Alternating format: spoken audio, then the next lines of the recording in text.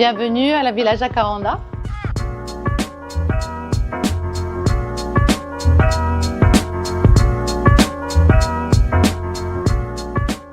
Bonjour Sophia, merci beaucoup de nous accueillir dans cette magnifique Villa Jacaranda. Bonjour, bienvenue. Merci. Écoute, on s'est toujours intéressé à ton parcours et c'est l'occasion pour nous que tu puisses partager un petit peu avec nous l'histoire de ton parcours et ce qui t'a amené à exercer cette activité à Casablanca. Alors, écoute, c'est assez simple. J'ai toujours été très sensible à l'esthétique, la couleur, les textures, depuis le dessin, depuis la toute petite enfance. Sauf que, donc, du coup, j'ai décidé de faire architecture sans vraiment savoir ce que ça voulait dire. Mais dès mon premier semestre, à ma grande surprise, c'était un grand coup de cœur. Donc, j'ai fait mes études à Chicago, qui est la capitale de l'architecture aux États-Unis, mais qui est aussi la ville jumelée de Casablanca. Donc c'est un hasard, mais elles sont jumelées, donc elles ont quelque chose en commun. Et donc j'ai toujours pu absorber, m'inspirer de ces deux grandes métropoles, une où j'ai étudié et une où j'ai grandi, où je suis née, j'ai grandi et où je travaille aujourd'hui. Je m'inspire encore de Casablanca tous les jours au quotidien. Et l'école a été fondée par un architecte allemand assez connu qui s'appelle Ludwig Mies van der Rohe. Il a fui l'Allemagne nazie pendant la Deuxième Guerre mondiale après avoir été le directeur de l'école de Bauhaus en Allemagne. Et il est arrivé à Chicago où il a construit une quarantaine de bâtiments, dont mon école. Il a fondé cette école-là. Et cette école tourne autour du Bauhaus où on doit construire en fonction des matériaux de construction, c'est où l'architecte et l'artisan, etc. Donc, très inspiré de la modernité. C'est des années Bauhaus, c'est des années modernité. Tout à fait, ouais, c'est très minimaliste. C'est le monde du minimalisme. C'est lui qui a dit less is more. D'ailleurs, il nous avait cherché cette cotation avant que je le connaisse. Et c'est ce qui m'a mené vers ce courant, on va dire. Donc quand je suis rentrée au Maroc, tout de suite l'artisanat m'a vraiment immédiatement fait alerte et il fallait que je fasse quelque chose avec ça. C'est ici que tout démarre, tes inspirations, tes projets. Est-ce que tu peux nous dire un petit peu comment tu intègres les métiers d'art et l'artisanat dans ton inspiration? Alors déjà, welcome, très heureuse de vous avoir chez nous à l'agence. Alors les métiers d'art, d'artisanat, pour moi l'artisanat c'est quelque chose qui fait partie de notre contexte, de notre culture et qu'il faut respecter. C'est quelque chose qui existe partout, à travers le zlige, à travers le plâtre, à travers des détails d'époque, et on s'en inspire continuellement sur chacun de nos projets. C'est aussi une question une formation que j'ai reçue, et c'est la formation du Bauhaus. Le Bauhaus, en français, ça veut dire la maison du bâtiment. Donc tout simplement, quand on pense architecture, on est aussi des artisans quelque part, des architectes, parce que le choix de la matérialité, que ce soit de la brique, du béton, du verre, du zélige, de l'acier, du bois, est extrêmement important. Donc c'est pour ça qu'on se sent aussi artisan au final. Plus on construit ou plus on conçoit des projets et on les réalise, plus on se sent artisan nous aussi.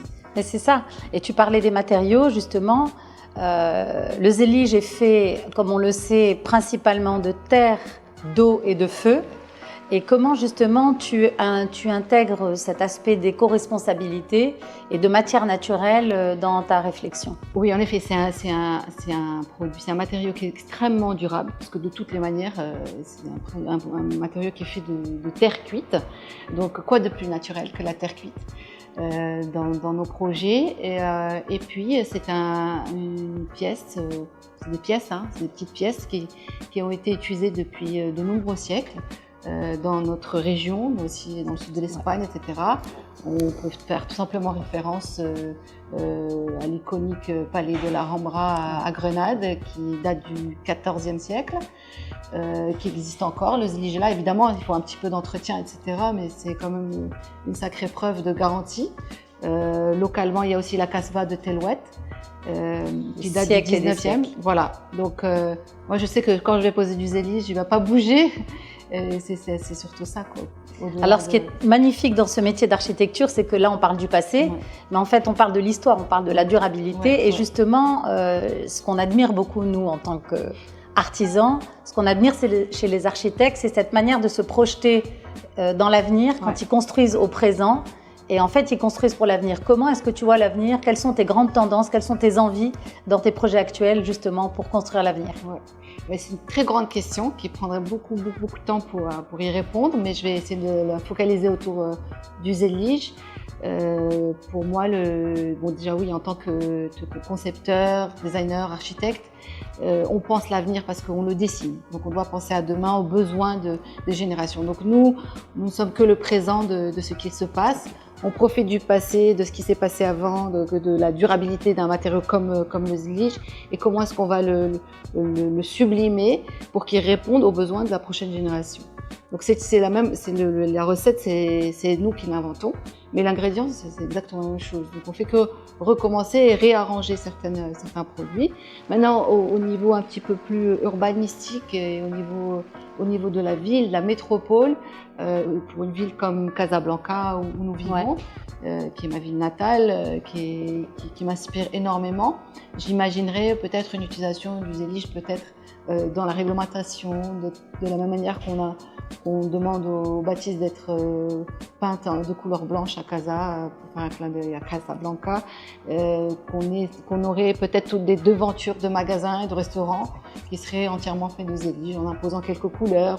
Très visionnaire, c'est merveilleux. Voilà, et on appellerait ça un peu le sourcil de Casablanca, et ce serait assez chouette. Il y a quelques jours, on parlait toutes les deux, on retraçait un petit peu l'histoire de notre collaboration, et tu m'as dit quelque chose qui me revient d'un coup là. Tu m'as dit, en fait, ce que j'apprécie beaucoup chez vous, c'est évidemment la fabrication, les produits, la qualité, etc. Mais tu parlais aussi des équipes d'installation. Oui. On parlait de la pose, donc on a vu le projet de la villa Jacaranda.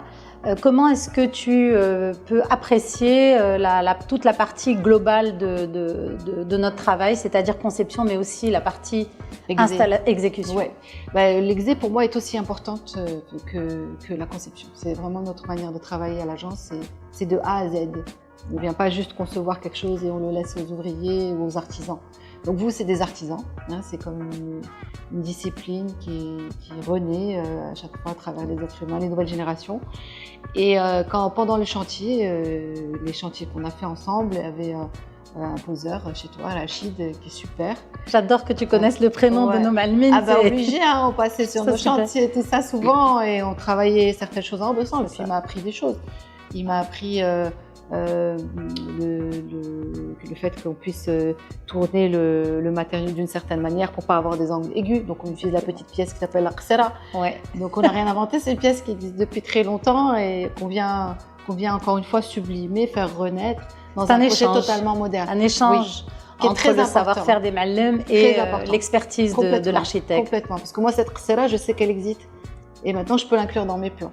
Tu vois, donc je vais chanfreiner mes petits coins parce que je sais qu'elle existe réellement et je l'ai appris sur chantier. Écoute, on est vraiment ravis de ce partenariat et on espère avoir aussi l'occasion de retravailler pour de longues années avec toi. Quand on voit la manière dont tu utilises les Zélige, on voit que tu ne recules devant aucune application. Est-ce que tu peux nous parler de ça? Oui, c'est vrai qu'on l'utilise sur une application murale, au sol, dans les salles de bain, les douches, les crédences de cuisine, le sol du jardin d'hiver, les pas japonais du jardin. Et la raison principale, c'est que déjà, dans un premier temps, notre manière de concevoir une maison, c'est qu'on n'utilise pas beaucoup de matériaux, il y a une petite palette et on la réutilise dès qu'on en a besoin. Et avec chance, beaucoup de chance, le Zélige est un matériau qu'on peut utiliser partout. Donc c'est ce qui a permis justement de revoir et de faire des clins d'œil, que ce qu'on soit dans le jardin, dans le salon ou dans une salle de bain, qu'on retrouve le même matériau, peut-être avec des différences de couleurs, des choix de forme ou de format, mais ça reste au moins dans ça donne une certaine homogénéité et une harmonie au projet. D'ailleurs là on est dans le jardin d'hiver, on peut voir que tu as choisi un beige mat couleur agate. Oui. Que ce soit même au sol ou en élévation, là, C'est ça. sur En le soubassement. mur, en oui. soubassement. Ouais. Et en fait, là, tu l'as posé en chevron. Exact. Et est-ce que tu peux nous parler un peu des différents calpinages que tu aimes bien utiliser? Oui, alors en général, ils sont assez sobres, c'est assez minimaliste. C'est une pose droite ou bien bon, un petit peu aussi en chevron, c'est pas mal. Ça fait il y a un petit clin d'œil au parquet parisien. C'était aussi ça, l'idée, c'est de faire des clins d'œil de part et d'autre, pas forcément trop contextualiser le produit, sachant qu'on est à Casablanca au Maroc, et en même temps ne pas trop s'externaliser par rapport au site du projet. Alors Sophia, ce que je trouve aussi magnifique dans cette salle de bain, le fait que le zélige soit du sol au plafond, c'est que l'éclairage, du fait que le zélige a cette surface-là, l'éclairage donne des ombres. Est-ce que tu peux nous parler de cette manière que tu as de concevoir le zélige et l'éclairage qui va avec? Oui, comme je t'ai précisé auparavant, en fait, la lumière devient aussi un matériau. C'est un paramètre qu'on utilise dans la volumétrie globale de la villa, d'où le fait d'avoir un petit peu perforé les plafonds avec des formes patatiques, de laisser passer la lumière. Et c'est ce qui permet justement de venir éclairer chaque matériau à sa manière, et avec une lumière un peu qui surprend, parce que la lumière zénithale, celle qui vient de la toiture, est une lumière à laquelle on est le moins habitué. Il faut vraiment avoir des verrières. Donc c'est par rapport à ça, et aussi jouer sur ce dégradé de couleurs, savoir que la lumière va transformer la couleur d'un objet, d'un matériau, en fonction de l'heure à laquelle tu vas la regarder. La lumière du matin n'est pas la même celle du midi et du soir. Eh bien, Sophia, nous sommes actuellement sur le perron, dans cet après-midi frais et agréable, dans cet espace végétalisé. Est-ce que tu peux nous parler de cet espace végétalisé? Alors, c'est vraiment l'espace tampon entre l'extérieur et l'intérieur, où on vient créer un emmarchement qui va depuis l'entrée principale jusqu'à l'entrée du séjour, avec des pas japonais qui ont des dimensions différentes, mais qui sont tous revêtus du fameux beige mat couleur agate. On a choisi cette couleur qui était très appréciée par le client, par notre équipe. On a tous collaboré ensemble sur ce projet, et qui vient rappeler toutes ces nuances de vert qu'on retrouve sous l'olivier, autour des palmiers, des washingtoniens, des asparagus, etc. Et j'en profite d'ailleurs pour dire qu'on a collaboré avec Daniel Berger, qui était le paysagiste de cette villa, sachant que la verdure est très très importante dans nos projets, on y apporte beaucoup d'intérêt. Ça fait partie de la palette, donc bois, acier, tôle perforée, zélige et végétation. D'ailleurs, on est vraiment très très à l'aise, très bien dans cette entrée, et on n'a pas tellement envie de partir. Merci beaucoup pour ce moment passé ensemble. Merci à toi.